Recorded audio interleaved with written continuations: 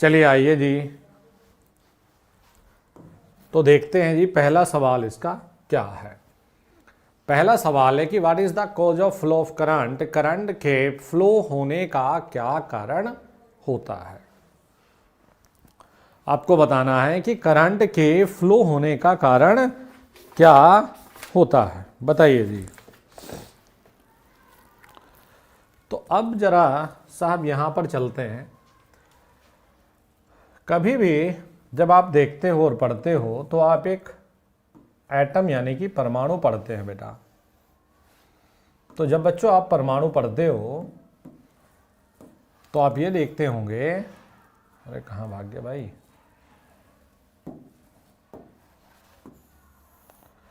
तो आप ये देखते होंगे कि परमाणु में सबसे अंदर आपको मिलेगा नाभिक, मिलेगा देखिए प्रोटॉन और न्यूट्रॉन, और बाहर की कक्षा में चलता भैया इलेक्ट्रॉन, बाहर की कक्षा में चलेगा इलेक्ट्रॉन।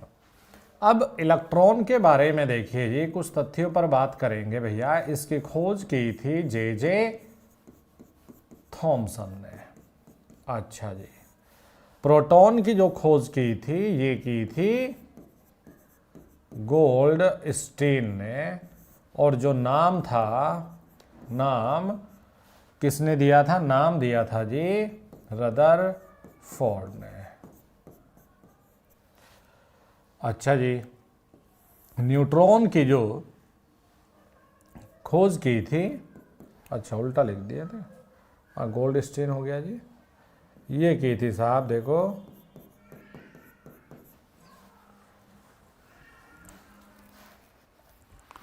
एक फ़ोन आ गया, रुक जाओ जी।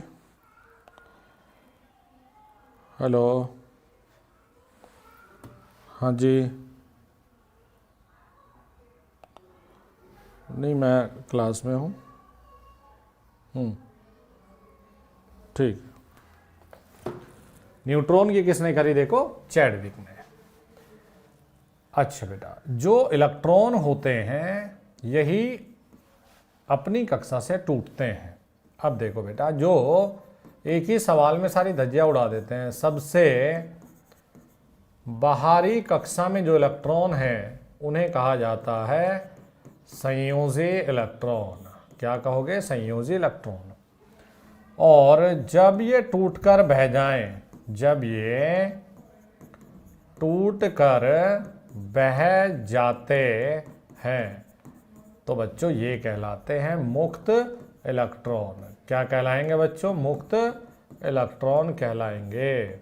अच्छा जी, प्यारे बच्चों, प्रोटॉन का जो द्रव्यमान है वो मिल जाता है 1.67 10⁻⁻27 किलोग्राम, और इस पर जो चार्ज होगा भैया प्लस 1.6 10⁻⁻19 कूलाम जी।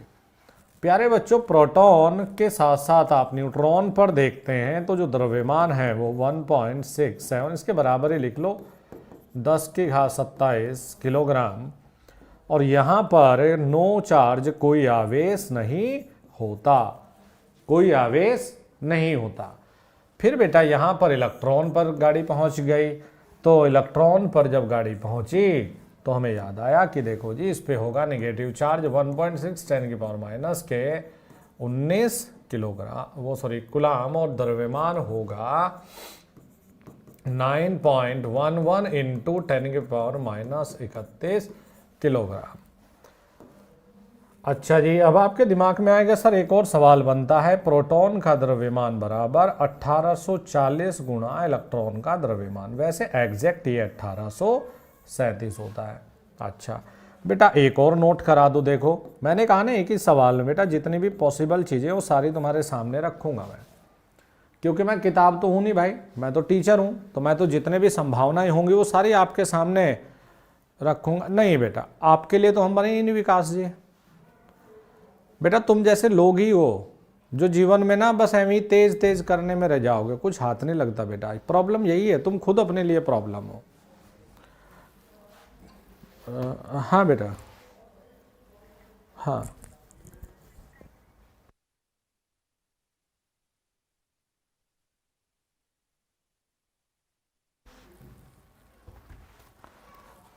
हाँ जी बेटा, तेज करने तो मत देखो ना, मत देखो। टीम इस बच्चे को ब्लॉक करिए।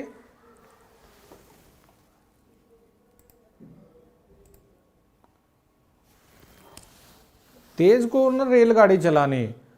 एक बात याद रखना, देखो तो मैंने एक कहानी सुनाता हूं मैं, शायद तुम्हें समझ आए।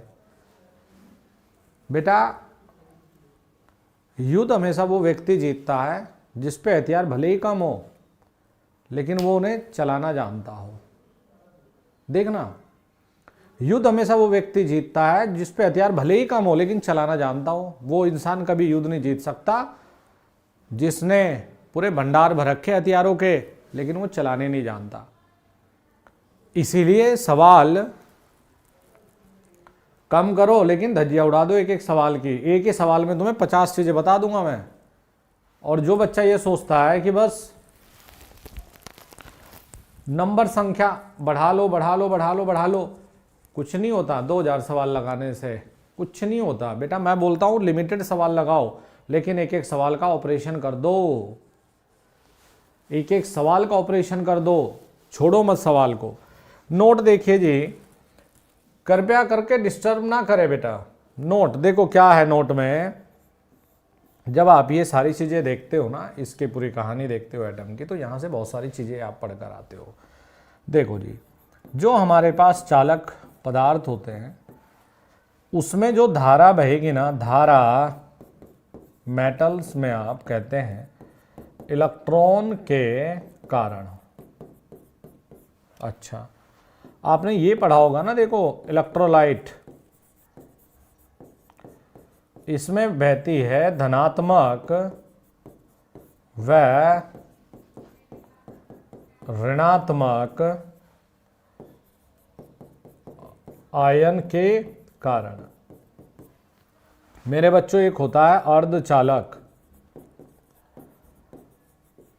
देखो अर्धचालक, इसमें बहती है इलेक्ट्रॉन व होल्स के कारण। बेटा, इसमें बहती है इलेक्ट्रॉन्स व होल के कारण। चलो जी, अब देखो यहीं से एक फॉर्मूला तुम्हें लिखाता हूं। मैंने कहा ना एक ही सवाल में सारी कहानी बताता हूं तुम्हें, तो उत्तर क्या लगा दिया? इलेक्ट्रॉन जी। अब देखो बच्चों, फॉर्मूले क्या क्या है। एक फॉर्मूला होता है Q बराबर में NeAD। अब तुम लोग सुनते भी नहीं, तुम रट के आते हो Q बराबर है नहीं। इसका जो ये पृष्ठ क्षेत्रफल है ये E, ये विस्थापन इसमें इलेक्ट्रॉन की पोजीशन में वो D, तो Q बराबर दे दिया NeAD। फिर बेटा A का मान A1 रखने पर, D का मान 1 रखने पर इसमें बनता है Q बराबर में Ne। अच्छा सर, फिर आप एक कूलाम के लिए बेटा 6.25 इंटू 10 के घात 18 इलेक्ट्रॉन की आवश्यकता होती है भाई। अच्छा, और ये याद रखना, देखो आवेश के बारे में जो बताया ना मेरे बच्चों, ये बेंजामिन फ्रैंकलिन ने बताया। किसने? बेंजामिन फ्रैंकलिन ने बताया था। ये इसकी जो खोज की थी वो किसने की थी? बेंजामिन फ्रैंकलिन ने की। अच्छा देखो, एक कूलाम के लिए इतने इलेक्ट्रॉन की जरूरत। बेटा याद रखना, जब भी Q ऐसा कुछ लिखा जाए कि AT², यानी कि T का फंक्शन, यानी Q समानुपाती T या T² या T में कुछ भी मतलब XYZ, तो यहाँ समय के साथ बदलता है, तो यहाँ पर ये कहलाता है समय के साथ बदलने वाला आवेश। और बेटा याद रखना, जब भी कभी Q बराबर में कुछ भी एक कांस्टेंट या स्थिरांक लिख दिया तो ये कहलाता है टाइम से इंडिपेंडेंट। I बराबर फॉर्मूला होता है NeAVD। VD कहलाता है परिगमन वेग, यानी कि प्रवाह वेग भी कई बार लिखते हो, जिसे कहते हैं हम ड्रिफ्ट वेलोसिटी। और बच्चों ये याद रखना कि जो आवेश है, डायरेक्ट रिपीट होते हैं ऐसे सवाल, जो आवेश है, मैंने कहा ना मैं एक सवाल में तुम्हें पूरी इलेक्ट्रिकल की धज्जियां उड़ा दूं, तुम पढ़ने वाले तो चाहिए। आवेश की बेटा ये एक अदिश राशि है। क्या है? ये एक अदिश राशि है। अच्छा, जैसे धारा सीखते हो बेटा, ये डायरेक्टली ऑब्जेक्टिव है। धारा एक अदिश राशि है। अच्छा, एक शब्द हुआ करता है मेरे बच्चों, धारा घनत्व। अच्छा सर, तो J बराबर में तुम पढ़ते हो धारा बटे A, यानी एम्पियर पर मीटर स्क्वायर। लेकिन याद रखना बेटा, ये एक सदिश राशि है। ये क्या है? एक सदिश राशि हुआ करती है। और J बराबर में तुम लिखा करते हो NeVd। अच्छा जी बेटा, एक रिलेशन आता है J बराबर सिग्मा E। ये ओम के नियम की एक वेक्टर फॉर्म होती है। ये बेटा कहलाता है इसमें ओम का नियम जी। अब तुमने नहीं पढ़ा अलग बात है, ओम का नियम ये कहलाता है J बराबर सिग्मा E। बेटा सिग्मा का मतलब होता है, देखिए,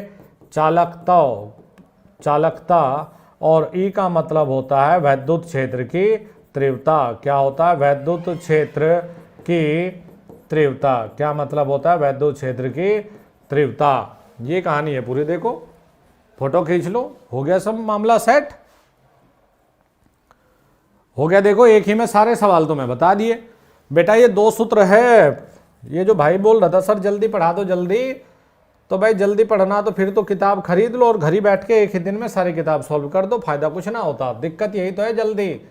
I बराबर Q/T आपको पता है, यूनिट हम लिखते हैं कूलाम पर सेकेंड। अच्छा, आप लोगों को पता नहीं होगा बेटा, ये फॉर्मूला कब लागू होता है? ये फॉर्मूला लागू होता है जब Q समय से स्वतंत्र हो, समय से स्वतंत्र होता है, यानी कि टाइम से इंडिपेंडेंट अगर आवेश हो तो सूत्र ये लगाते हो। और बेटा I बराबर में बेटा जब आप dQ/dt लिखते हो, यूनिट याद रखना कूलाम पर सेकेंड, तो दिमाग में फिट रखो। ये तब जब Q समय पर निर्भर करता है, समय पर निर्भर करता है। तो क्या होगा? देखो ये हो जाएगा हमारा I बराबर dQ/dt। तो ये दो अलग अलग चीजें हैं। देखो जी, सब चीजें तुम्हारे बोर्ड पर है बेटा।